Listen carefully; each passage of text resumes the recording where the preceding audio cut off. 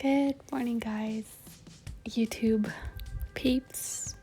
So I wanted to just do kind of a little chit chat video on just ways to be more sustainable.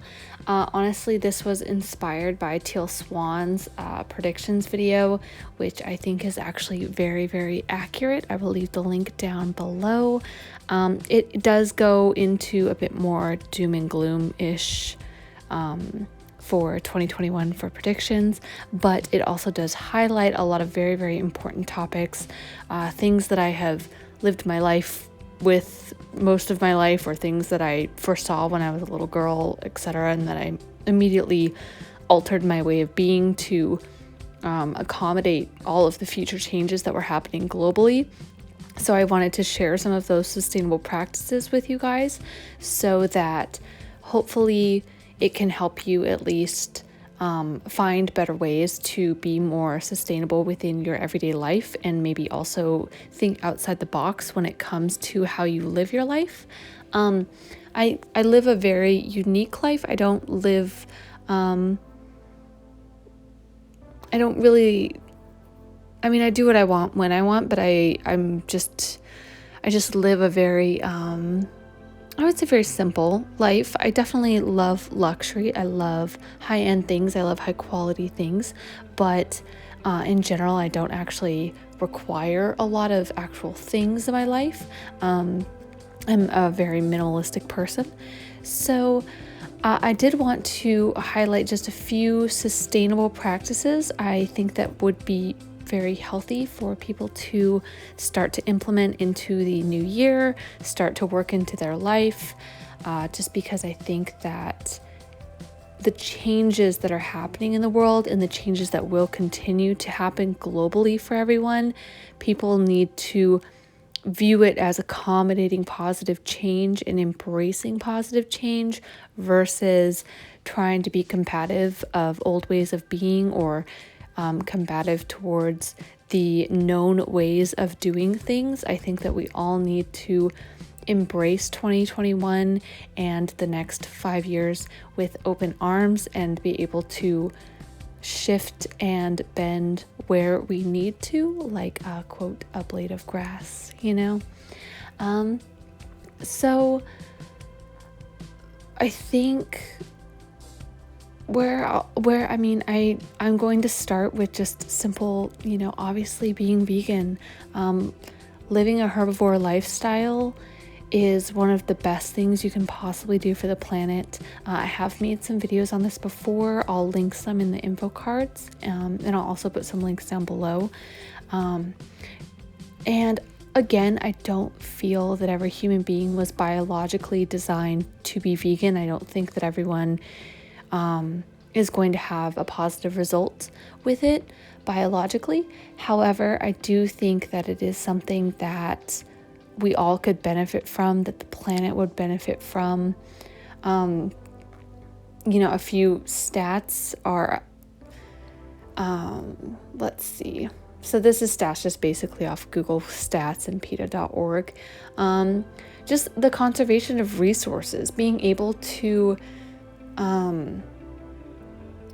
save 219,000 gallons of water every year simply from switching from beef. A pound of beef takes 2,400 gallons of water to produce, and a pound of tofu requires only 244 gallons, which means one vegan can save 219,000 gallons of water every single year.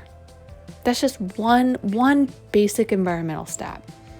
Being vegan does so much more for the environment than driving an electric car. It does so much more for the environment than literally any other change you could possibly do in your life. Living at least a mostly herbivore lifestyle, or if nothing else, knowing the farmers that you get your meat or dairy from, knowing that it's from a local farmer's market or it's something local, that's great too. Just knowing that you're not adhering to the factory farming, you're not adhering to all of that mindless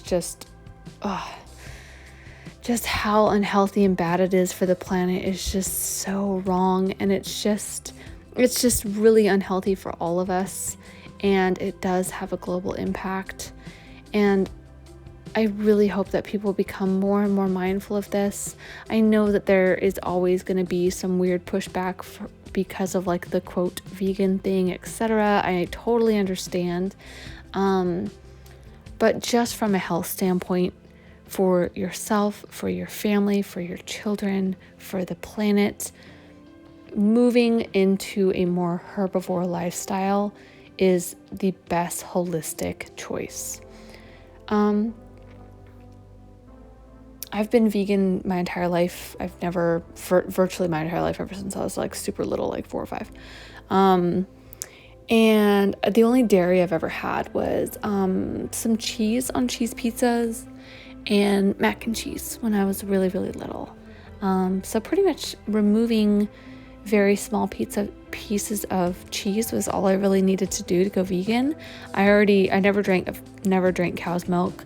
I was raised on soy. My mother raised me vegetarian, so I was already vegetarian. So, and I've never eaten meat ever in my life. I knew from such a young little girl age that being vegan was the best thing I could possibly do for my health. And all of the research, all of the dietary experiments I've done on myself, all of the things that I have done throughout my own life have really, really solidified that decision, and have just constantly reinforced it. I've saved thousands of animals' lives throughout the course of just my lifetime by not consuming them. And I think that it would just be a lot healthier mentally, emotionally, if more people really started to make this shift happen. It is more of a thing now to kind of like quote be vegan. It's kind of a little bit more of a trend now, which is great. But I do hope that it is a change and a lasting change that people start to really, really incorporate into their life.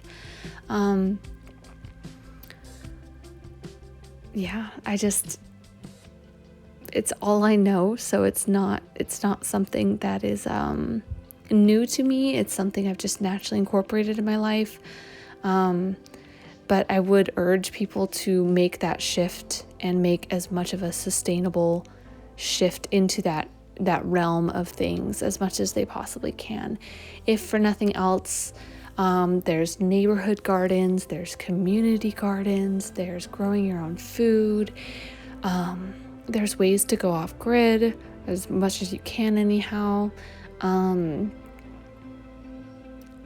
Obviously, local farmers markets, co-ops, as many ways that you can be as local as possible, to know where you source your meat and dairy, to know those things is very, very important. And so if nothing else, just opting out of the commercial meat industry would be the best choice. So I really, really urge people to make that change this year, or start to make that change for the sustainability of the planet. And then also, what else? I mean, recycling, of course. You want to be able to look at the number on the plastic. You want to be able to know how it's being recycled locally. I would call your local recycling center, or look into your city ordinances of how they conduct recycling. If it's something that you have to pay for, if they pay for it, like what actually happens with that. So I think that is also important too. So definitely look into local and city recycling.